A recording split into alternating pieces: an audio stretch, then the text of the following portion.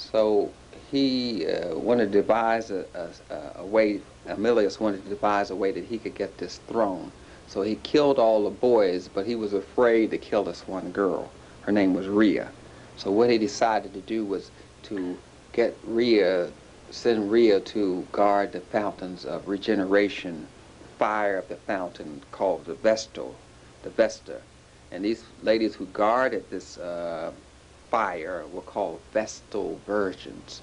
And they all had to be virgins to guard this fire, which is in Egyptian mythology, the fire represents the sun god Ra, which represents eternity and morality. So they had these Vestal virgins to guard this fire. So he was still wanted to get rid of her. So he sent someone down to persuade her to have sex. Because if she had sex, she had betrayed the obligation she had in her duty to stay a virgin. So in any case, she was raped, and she had sex, and therefore she was sent to prison, and she had these two children. One of them was called a Romulus, where you get the word Rome and romantic from, and Remus. And these boys, they grew up and they used to go in the forest. They went in the forest and they would steal from the rich and give to the poor.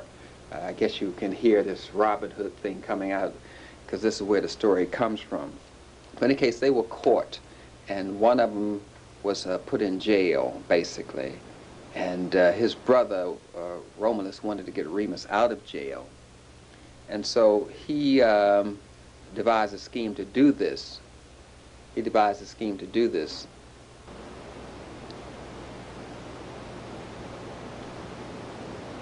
As I mentioned, they stole from the rich and gave to the poor, and Remus, of course, was caught, and he wanted to get his brother out of jail.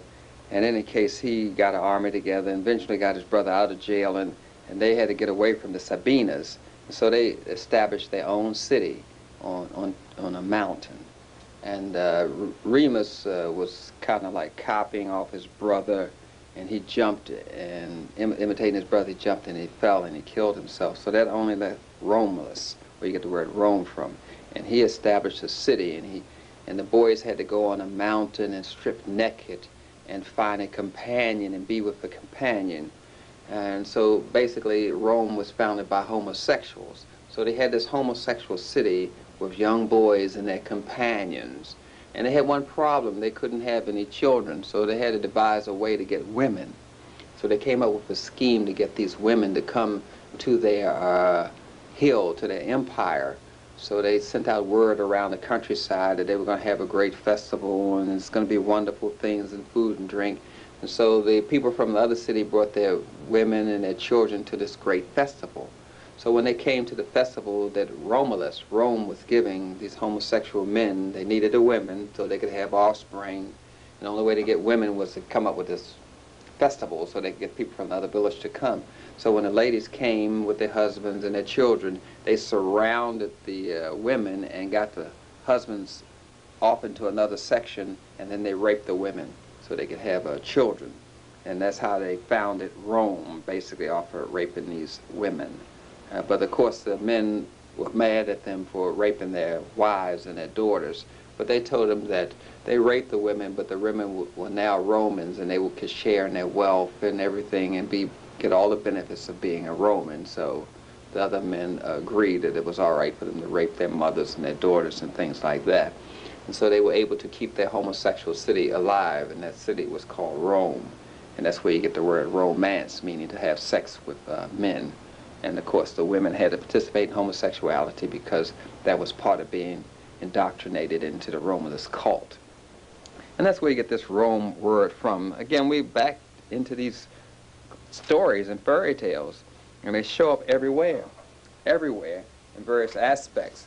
Now I'm going to show you, when I was mentioning these rituals to you, the psychological mind of the European, as reflected in the fairy tales by Freud and Jung and those who dissect them, say that these sexual rituals and ceremonies are of conflict, because it's natural for a woman to have sex with a man in African culture, but in European culture it's natural for a woman to have sex with a woman and a man to have sex with a man.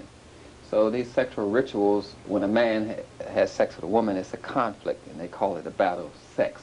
The woman wants to have sex with a son, the woman wants to have sex with a daughter, or a prostitute, or another man, which we call adulterer. That's what the mother wants. And the mother wants to have sex with the daughters, with the boyfriend, with the daughter's boyfriend or girlfriend, or masturbate. And masturbate with focusing on the image of her daughter or her daughter's boyfriend or girlfriend. The daughter wants to have sex with her father, with the mother, or with sibling, be it her brother or sister. That's what the daughter wants. The father wants to have sex with the daughter, the son, or a friend of the daughter, or a friend of the son. This way he's having sex with the daughter if he has sex with the friend's daughter. He's having sex with the son if he has sex with the friend, with the son of the friend.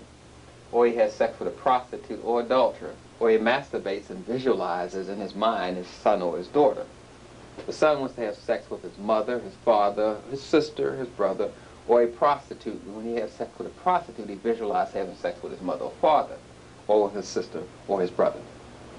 And this is where you get the battle of the sexes, that men are basically adulterous, meaning that they're basically homosexual in the European way of thinking, and the ladies are basically adulterous. As you know, Cosmopolitan, which is a white magazine, took a survey, and the white women said that 60% of them have adulterous relationships. And since the sexual relationship is based on fantasy, according to Freud and Jung, they visualize having sex with their son and daughter when they have sex with a woman or when they're masturbating, because masturbating is basically a sexual and emotional crime in our culture, but it's a form of life with the Europeans. And here you have the symbolism of a penis. The broom, as the witches, transports herself on a man's penis. You see, this is a form of castration to men, her having control over the penis. And this is what the European lady obviously wants, to have a penis of her own. And that's why you have so many negative things about men in their culture, that men are wolves. And as you know, there's a disease amongst white women called lupus, and lupus means wolf. The men are wolves in sheep's clothing, meaning they're deceitful and cruel like a dog. And the men change into wolves. They go into their animal nature. That's where you get this story here about Cupid. We get into the mythology or belief, folk belief about Cupid. And Cupid's mother was jealous of a lady called Psyche. There was a lady called Psyche, and she was beautiful, and she was young, and she was one of the daughters, like you have the daughters in Cinderella. This is what this Cinderella story is based on. It's the English version of this Cupid story. So Psyche was her name, and she was beautiful, and men used to come and look at her, and Venus became jealous of Psyche. And so Psyche decided to send her son, whose name was Cupid, to get Cupid to get Psyche to marry a bad person, a man who was a wolf, who meant her no good whatsoever. But when Cupid went to Psyche, he ironically fell in love with her. So, since Psyche was so beautiful, none of the men wanted to marry her. So her father, whose name was, his name is unimportant, the father was a king, and he consulted an oracle, someone who had visions. And the oracle said, take her to a mountain, and a serpent would marry her and do her no good whatsoever. So what happened was Psyche was dressed as if she was going to die, and at the same time dressed as if she was going to be married. So she was taken to the mountain, and a Xyphus, which is a bird, came down and took her away to a valley where there was a house for her and gold and plenty to eat and music. And she had servants who waited on her, but she never saw them. She just heard their voice. If she wanted something, it was brought to her. And she would go to bed at night, and when she go to bed, her husband would come to her and have sex, but she never saw her husband. And so her sisters wondered where she was, and she wrote her sisters and told her sisters where she was, and her sisters came to visit her. But her husband had warned her at night, one night when he was having sex with her, and said, don't listen to your sisters. Don't listen to them at all. They mean you no good whatsoever. But her sisters came and said, you know what you need to do? You need to get yourself a lamp and a knife, and put a lamp and see who this husband is of yours and kill him. Because what he wants to do is get you pregnant and eat you and eat the baby. So Psyche took the advice of her sisters and got the lamp, and a little bit of the oil dropped on her husband. And when she put the lamp to her husband, she saw that her husband was Cupid. That's why she had the greatest love in the world and the best sex and all that, because she was actually married to Cupid. And she realized what she had done, but she dropped that oil on Cupid, and Cupid was hurt by it, and he left her and went back to his mother, who was Venus. And his mother was mad at him because she told Cupid to have him, Psyche, marry someone bad to do her no good whatsoever. But Cupid disobeyed her, so his wife Psyche had to go through these trials and tribulations, and ended up going back to Venus and trying to ask Venus for forgiveness, because she didn't want to be held higher than Venus and make Venus jealous. But Venus made her go through these deeds, said you had to separate all these seeds, millet seeds, sesame seeds. She threw them in a pile, said you had to do this, you had to do that, and all these kind of obstacles that Psyche had to overcome. But Psyche, she accomplished all these obstacles, the same as Hercules did. And Cupid went to Jupiter, who was his father, and asked his father to intervene, and asked Mercury, who Mercury means communication, to call the gods and have a conference so he could get with his wife. And so Jupiter's father of Psyche he was the father of the gods, so he got all the gods together, and they gave Psyche a drink to give her immortality, so she could marry Cupid. They gave her a red liquor, which is symbolically wine, and killed her. So now she's in a spirit form, and therefore she can marry this spirit called Cupid. And so Cupid and Psyche got together, and they had a child called Voluptus. That's where you get the word voluptuous at. So that once they killed her, she could be with man because she was pure. As long as a woman's alive, she's evil and cannot be trusted. That's part of the myth in this Cupid thing. And a lot of people say they want to get struck by Cupid's arrow and fall madly in love and that sort of thing, not realizing what it's tied to. It's tied to this Greek and Roman mythology. That's where you get Cupid and Psyche. As you can see, this is Psyche dropping the oil on Cupid, her lover, and hurting him, which the oil caused him to go insane, because it's believed that women cause men to go insane because men are pure and women are evil. Then the mythology progresses to the Romans, the children of Mars, that sort of thing, as you can see from and you have Sybil here, and you have Pomoda and Bertimus. Basically, you have the story of Pandora, Pandora's box, where they believe that beauty and all that's in this box of women, which is supposed to be their vagina. And the objective is to destroy the box of women with your penis. And therefore, you have to call on the mess, which are the cow gods, Bacula. That's why people say, I made a mess. And these are the cow gods to turn into birds and change man into a bird so he can rule over women. Ugly mythology. Then you have Greek, as we went through the Greek mythology. This is Prometheus and Pandora's box, which is the secret of beauty and all of that, and Demeter and Orpheus and Apollo and Hercules, which we call Hercules. So we have these major themes that go over and over and over again in the fairy tales. You have the three sisters, Psyche's sister, you have the sisters in Cinderella, the three bears, the three pigs, the three wise men. You have black and dark colors, which mean evil. You have good, which is light colors. All this is embedded in the fairy tales.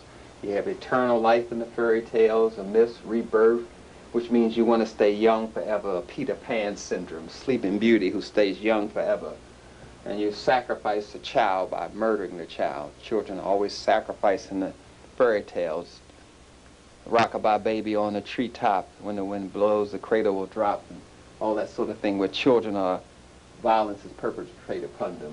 And only a savior or prophet can rescue you from your evilness. That's where you get the Wizard of Oz and knights in shining armors and heroes like Hercules.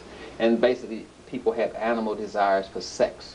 That's represented by giants, King Kong, who's after this white woman and climbs up a steeple, the Empire State Building, which means the penis. And you have Moby Dick, which represents the penis. A man tried to overcome that in the water. of the woman, which is the amniotic fluid. Then you have women. They never have a victory, and they cannot have success without being raped in some way, having sex. They have to be seduced to have sex in fairy tales. But I went over the story with you earlier, the Egyptian story of Osiris and Isis, showing you where these stories, these myths come from. You have Isis and Osiris, and you have the Ankh, and you have the sun and the horns. We went over that story earlier. But if you follow European stories, what eventually will happen is it will lead you against your culture and basically put you in the crust of the Europeans. You'll either be in a psychological prison locked up in their culture, or you'll be in a physical prison, because the fairy tales want you. They want you in prison in some way. They're about keeping black people in captivity. Let's look at some of these things. Let's look at how innocent they are. We have rub-a-dub-dub, 3 men in a tub. And who do you think they be? The butcher, the baker, the candlestick maker. They all gone off on a spree. 3 men, the 3 pigs, the 3 wise men. Again, the same theme. You have the butcher, the destroyer, the baker who makes things, fashions man, and the candlestick, which means the penis. And once they have that together, along with the penis, they can all go out and spread their culture. The Romulus story, and Remus, the homosexual theme again. Then you have another homosexual theme, the hot cross buns, hot cross buns. The whelps are made on the buttocks of the boys who went up to the mountains. In Romulus and Remus story that I told you earlier, went up to the mountains naked and they met their companion, and to be initiated in the cult, they would whip them across their behinds with whips, and it caused whelps, crossings of whelps on their behind, which made them sexually excitable for their companions. So they had basically hot cross buns. 1 penny, 2 penny, hot cross buns. If you have no daughters, remember we're back to that homosexual theme, and then give them to your sons. 1 penny, 2 penny, hot cross buns. So if you have no daughters, then you have to give the boys to the sons of the female mates, of the male mates, their companions. Hush, a-bye, baby, on the treetop. When the wind blows, the cradle will rock. When the bough breaks, bends, the cradle will fall. Down will come baby, cradle and all. This again is promoting violence to children, abuse of children. Who in their right mind would put a baby up in a tree in the first place? The tree represents the penis. We're missing the symbolism again. If you listen to it and read it, you say, why did they put the baby up in the tree in the first place? The tree of life and the tree of death. We went over that theme again. That's why the baby's in the tree. For ever evil under the sun, there is a remedy, or there is none. If there be none, one, try and find it. If there be none, never mind it. If there's no remedy for evil, then never mind it. Just stay where you are. Again, it's reinforcing the destiny, that it's your fate to be condemned in the condition that you're in. These fairy tales are cultural conditioners. Let's look at Rapunzel. The story of Rapunzel. This is about a childless couple. Remember?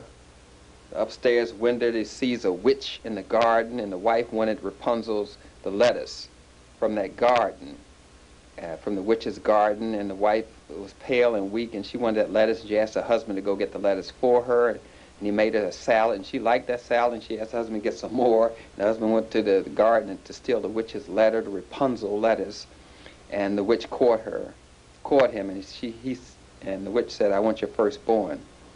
And the witch claimed the child and called her Rapunzel, named her after the lettuce that the man was stealing.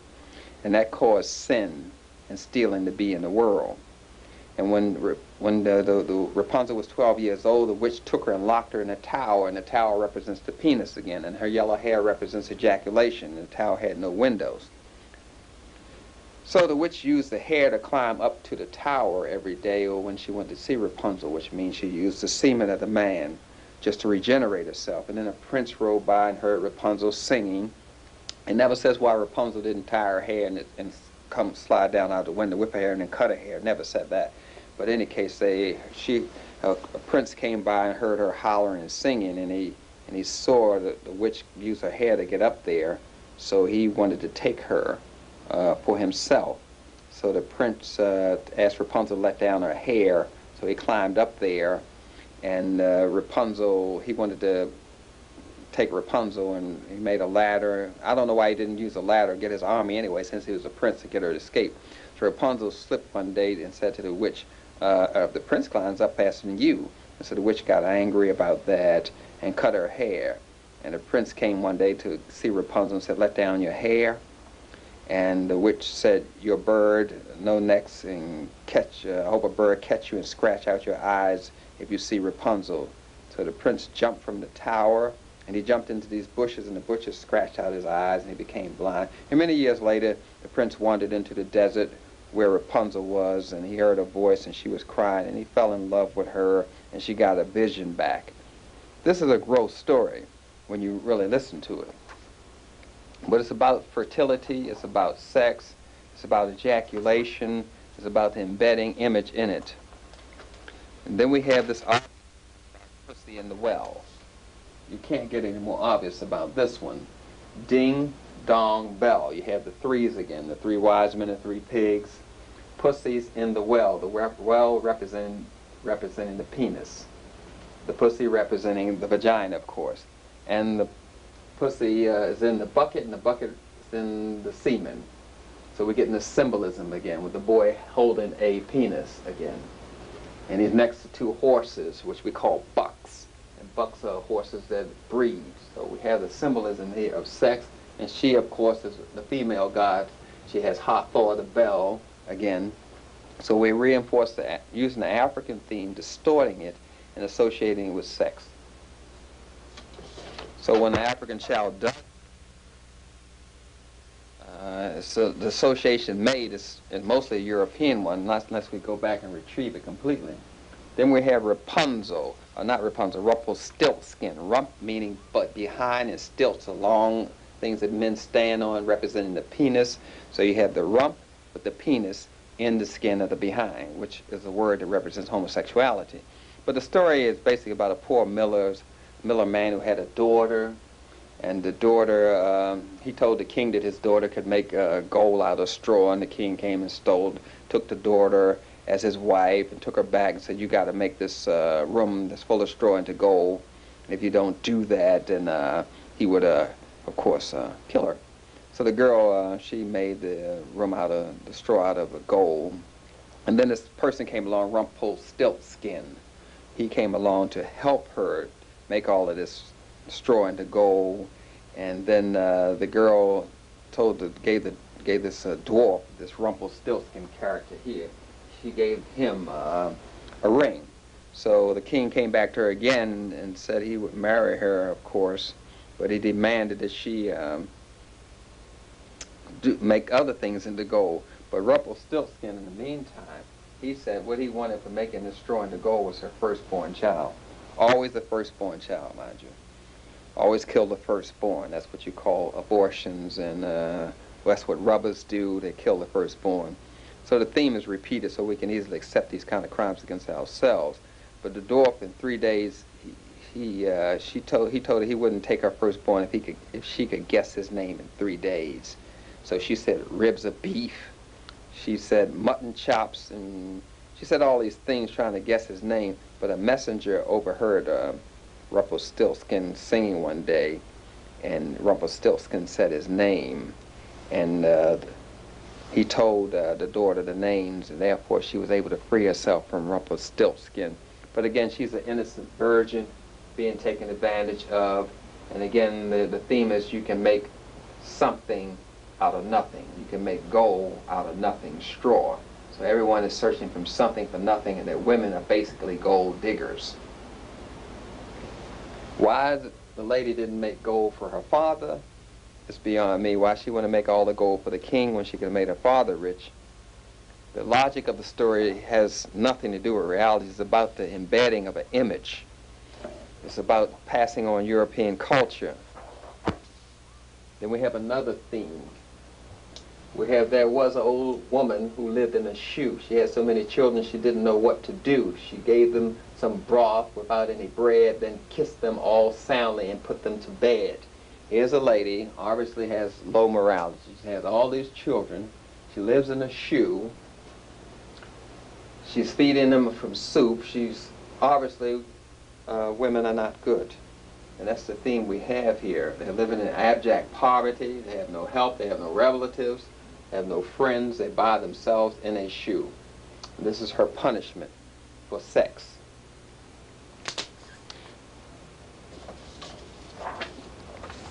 See, this creates what we call behavioral themes.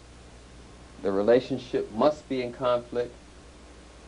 Power, ritual, and ceremonial games, superior, inferior, European behavior is blended into spirituality and godliness. If you do not follow the rituals and ceremonies of the Europeans, you are ungodly, you're evil.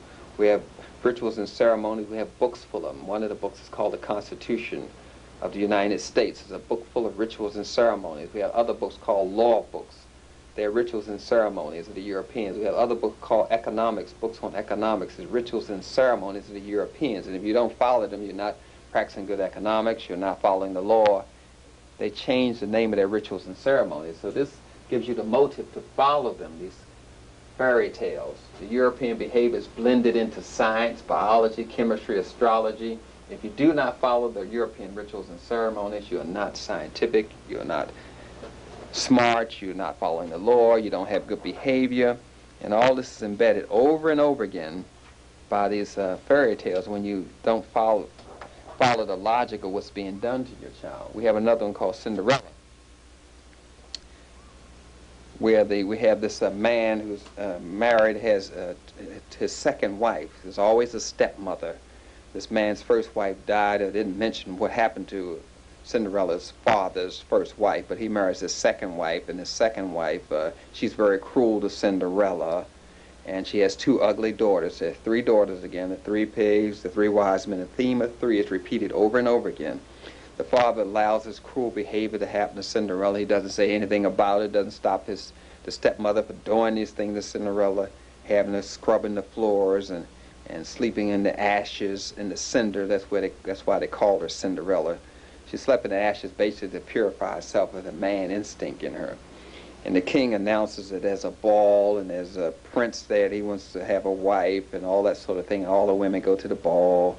And the fairy godmother, who obviously a fairy godmother is a demon spirit, came to her the night of the ball.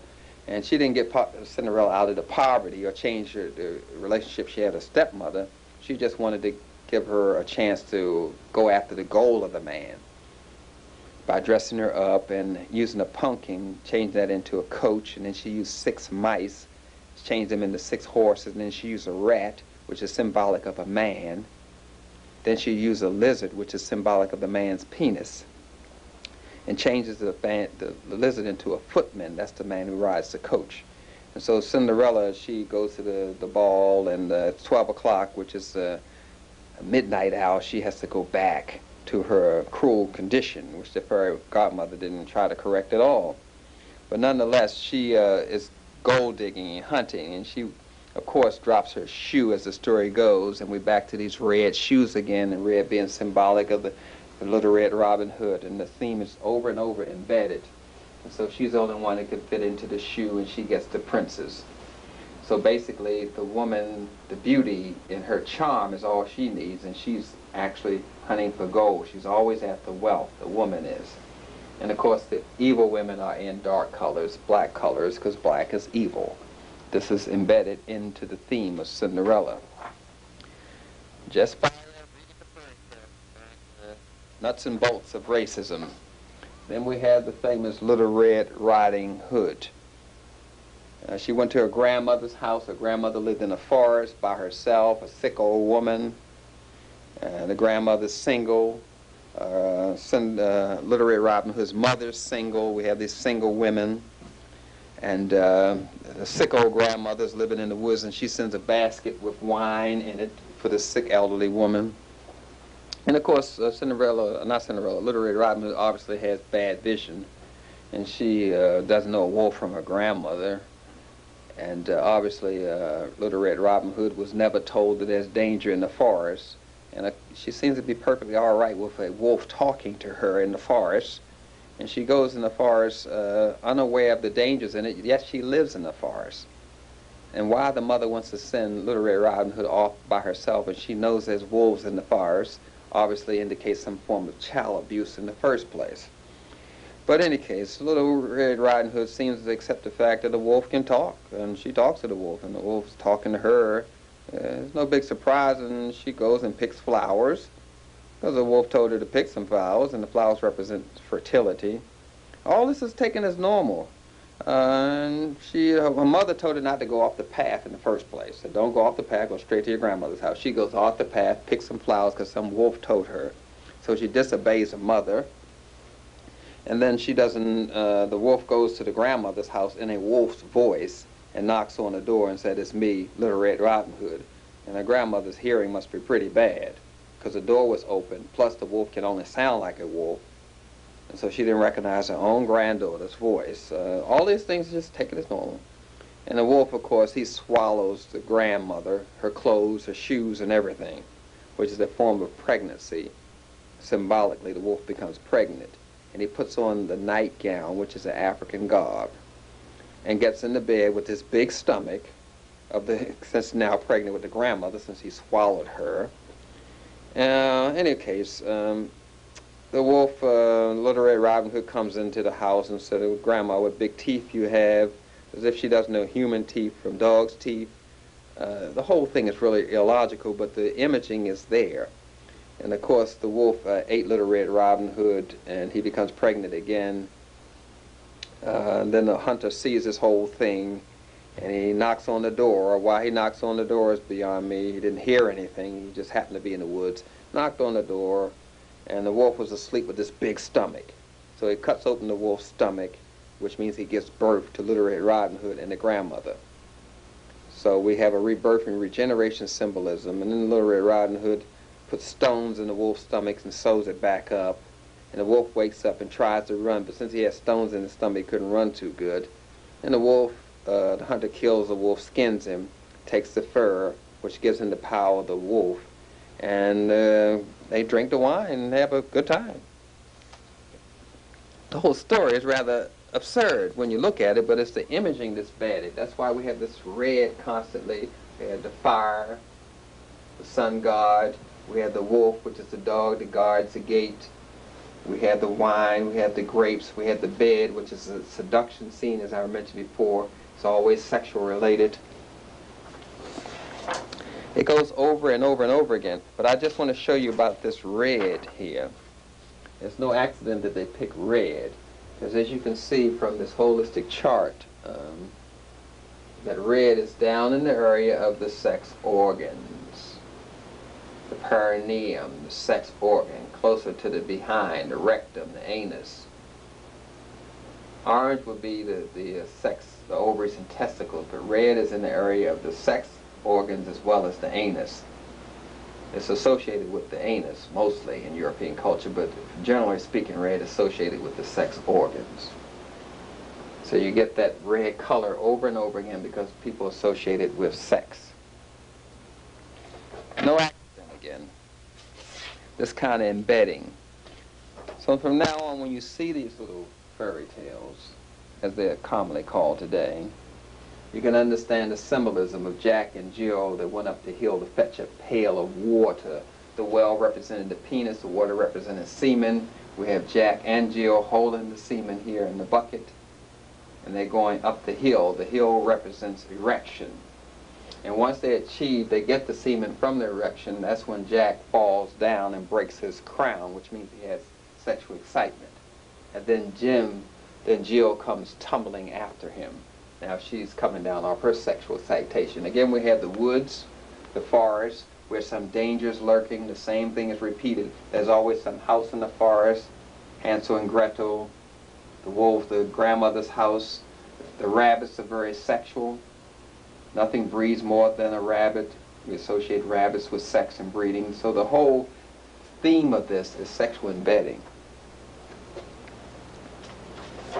And then we wonder what's wrong with our children.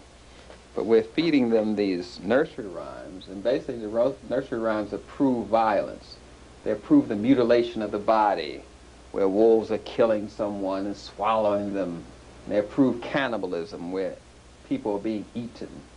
And they approve murder and injury to others. Rock-a-bye baby on the treetop and the baby falls down. And bodily harm to children, where children are being abused. Cinderella is being abused by her stepmother. This bodily harm and rape is always approved, where a prince comes by, sees a beautiful lady, doesn't talk to her, just knows her names and proceeds to have sex with her.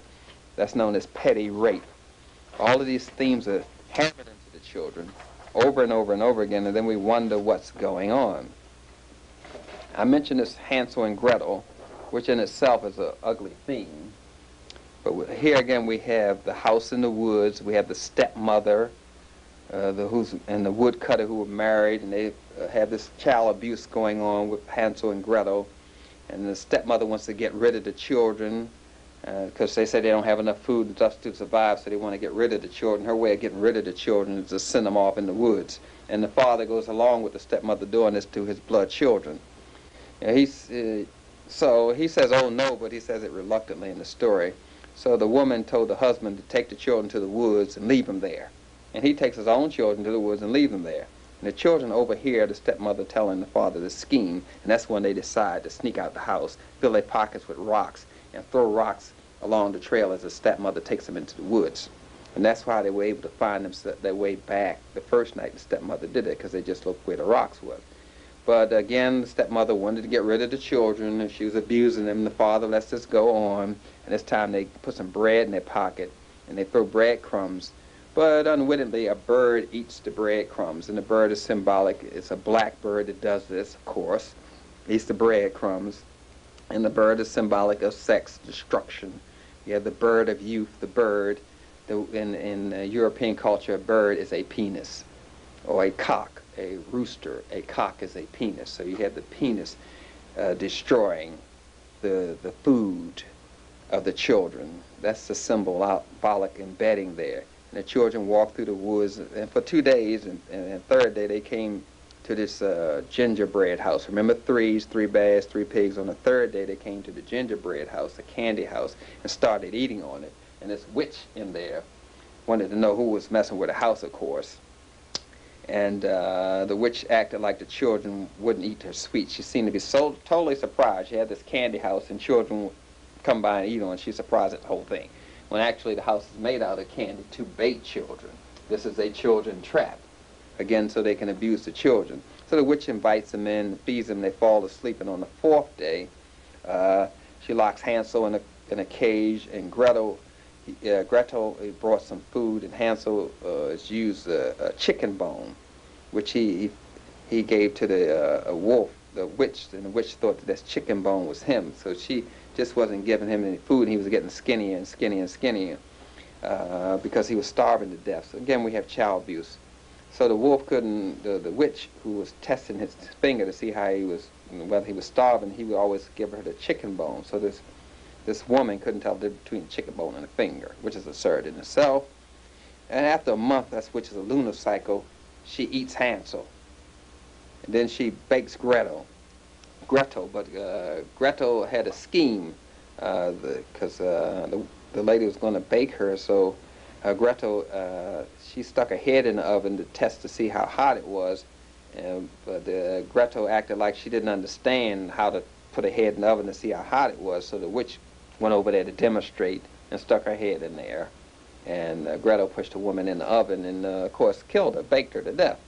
So we have child abuse, we have the whole theme is abusive, how the children abuse, the stepmother abuses, the lady abuses, sets children trap, and of course Hansel and Gretel, they sing all over the house, and they found pearls, and they just proceeded to loot the woman's house.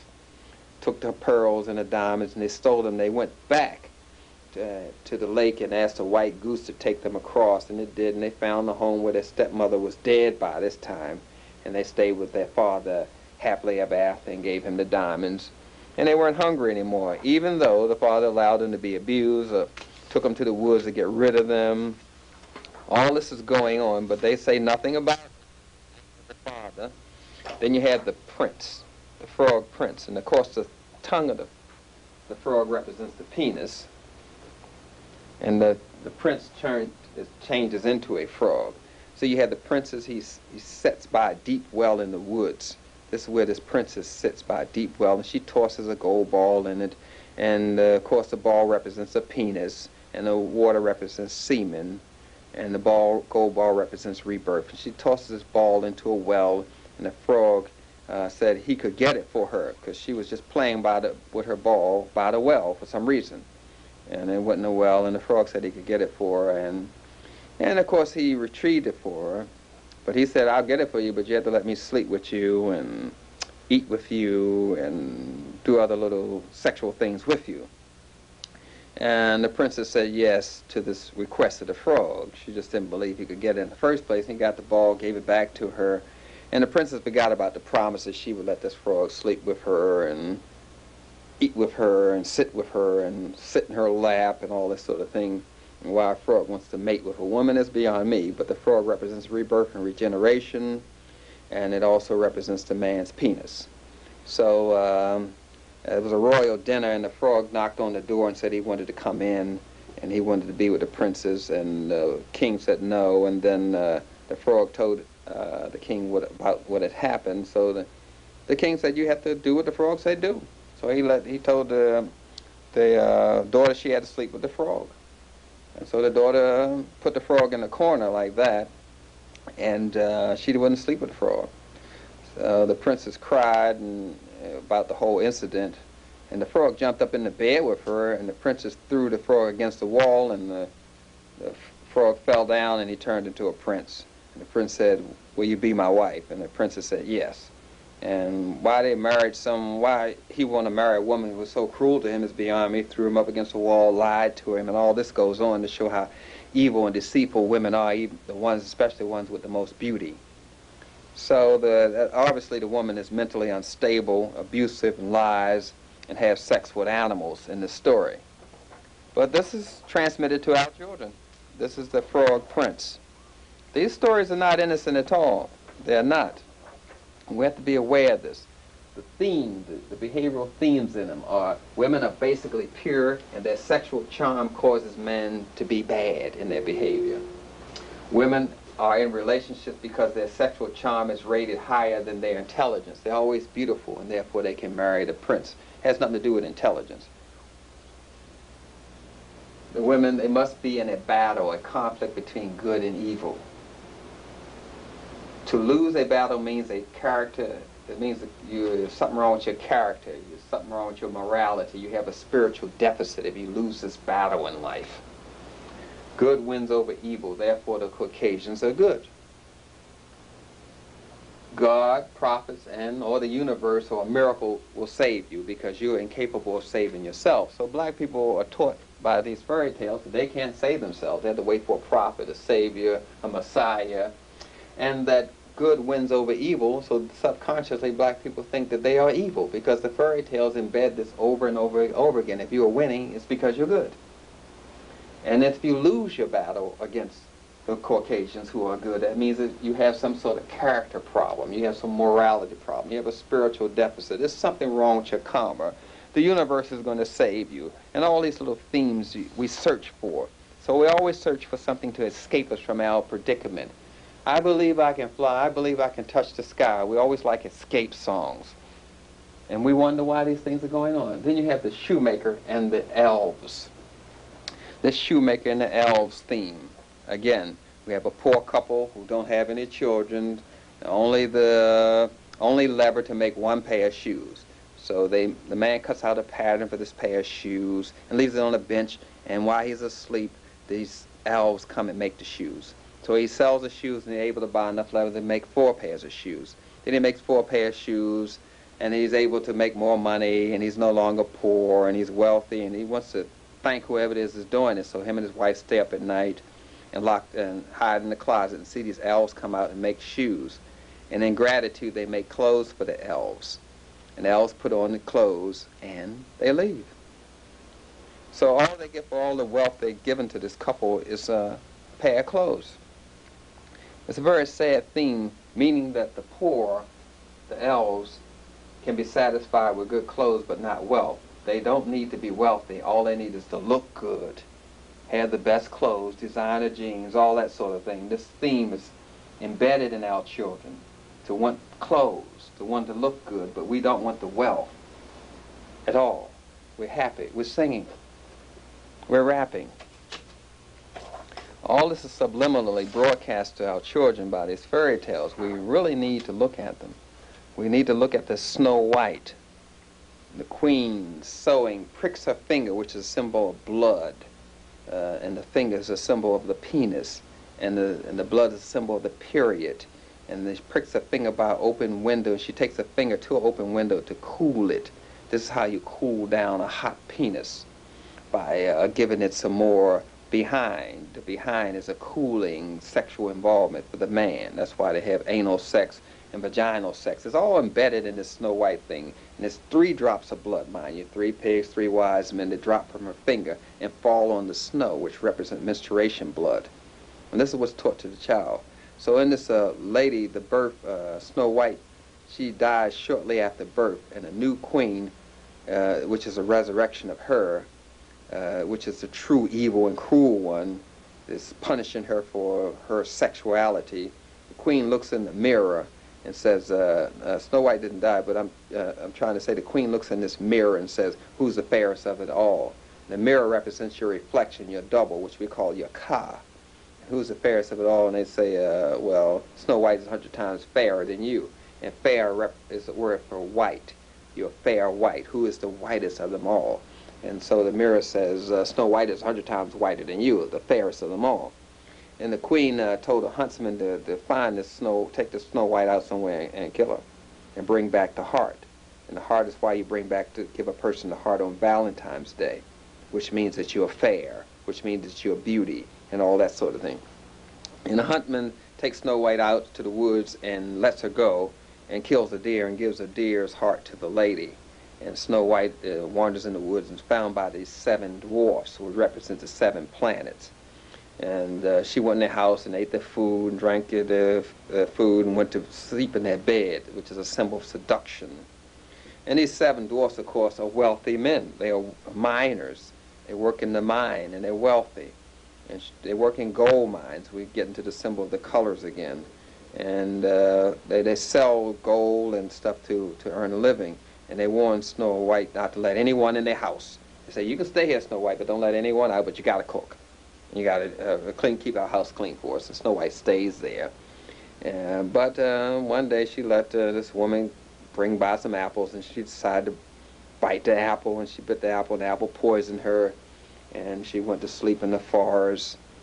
And on the dwarfs cried for 3 days, and then they decide to bury her. We get that symbol of 3s again.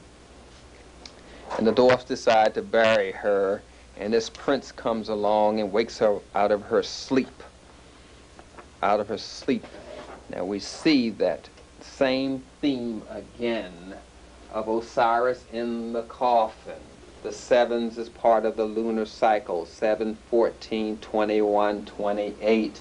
We have the lunar cycle again. We have the fire, the sun god. We have Snow White in the coffin now instead of Osiris. And we have this blackbird, which is Isis again, hovering around the coffin to reflect light. We have the African theme, but it's so distorted we don't see it. So that way when we present this theme to our children, they still have this hardwired in their brain about the Snow White and this whole business. So in any case, they bury in a cave, and she's asleep, and the prince comes by and sees how beautiful she is and wants to marry her and kisses her and brings her back to life. And the queen says, who's the fairest of them all? And the mirror says Snow White, and she's really upset about this whole incident in the Snow White and the 7 dwarfs, or the 7 lunar cycles. But it helps to instill in us that that sex, the hidden meaning is that sex is evil, and only the European type sex and mating saves you from evil. And sex slang words are curse words. All the curse words are sexual slang words. So, sex is a curse. Then you have the slang words for sexual intercourse are dirty words. Don't talk dirty around children. Don't curse around children. So therefore, sex is dirty. Bad relationships are caused by emotional sex. You're emotionally involved with the woman because she's beautiful and captivating. Not that she's contributing to ma'at, truth and justice and all that sort of thing. It's her beauty that gets her in trouble. It's always her beauty. It's always emotionalism. So when we start seeing these themes again, we have to be more aware of the embedding that's going on. As I mentioned when I started with this talk on the damage of fairy tales, the penis and the vagina, the fiddler, the Pied Piper calling out this animalism, attracting the trueness of the children with the animalism, the penis symbol, the forest being dangerous, the house in the forest, the dog with the red on, Cinderella, Little Red Robin Hood, the man, the cow jumping over the moon, the female god trying to destroy the penis with her vagina. The theme is embedded there. And as they say, a picture's worth 1,000 words. And to reconstitute our village, to get back our children, we have to get them back with our stories. We cannot use the European stories. They will lead our children into crime. They will lead our children into conflict with African culture, and therefore in conflict with themselves. It's very important. We have to use our highlight the eternal relationship. They highlight that for us. They highlight the internal relationship. They highlight the village, the family, the child, the ancestors, the babysitting system, and all that's centered around Ma'at. That's why we need our stories. Our stories help our children to be programmed in an African way. Helps to give the stories, give them the motion to be motivated to be attached to our African belief system and our African morality and our African Ma'at system of truth, justice, and righteousness. And remember that these themes are repeated over and over and over again. The themes of the fairy tales. These themes are in the movies, in the newspapers. The human race loses its purification in some way. Through a job, through bad relationships, you lose your purification. You become immortal. You lose your immortality. And you have to ask for forgiveness for your fall, your imperfection, your sins. So you go to meditate and say mantras and say these positive affirmations because you're asking for forgiveness for your humanness, because there's something embeddedly wrong with you. That's what the fairy tales tell you. You cannot trust your nature. You have to be rescued from sin by a prophet or a miracle or God. Everything is up. If you lose your money, God meant it to be that way. If you have a bad day is a lesson for you. Everything is up. Everything is godly. Some things are just bad. So therefore you say that slavery is up. There's some godly reason why we are enslaved. Because the fairy tales teach you that everything is up, caused by God. Ultimately, it causes good fortune and bad fortune. It's divine choice. Your life is written for you. Your destiny is written for you. All you're going to do is follow it. By looking at the fairy tales with clearness, when we see this embedding in commercials, we know where it's coming from. They extend it this far. We talked about the little girl playing with the ball by the water fountain. It falls in the water fountain, and then the frog says he can retrieve the ball. We go back to ball, because if we tie them back to the fairy tales, they're tying the culture back to its beginning, to the Oedipus syndrome, to that mentality, to all those things. And we have to tie our children back to our fairy tales, which put them back 4,000 years as a death to our fairy tales. So here we have this embedding. We have that red again. Remember Little Red Riding Hood? The same images over and over and over again. We have the unity, the couples are looking in the same direction. This lady's on her right foot. This man's on his right foot. This lady's on her right foot. This man is on his right foot. They're both looking in the same direction. We have the red. We have the pink, symbolic of Little Red Riding Hood, remember? And they're both unified. They're together. He's holding her, he's holding her. But the black couple, as you can see, both of them are on their left foot. They're out of sync with reality. They're out of step with rightness, with whiteness. You see? And we're carrying the golf club as if it is a club in a violent sort of way over our shoulder to strike someone with.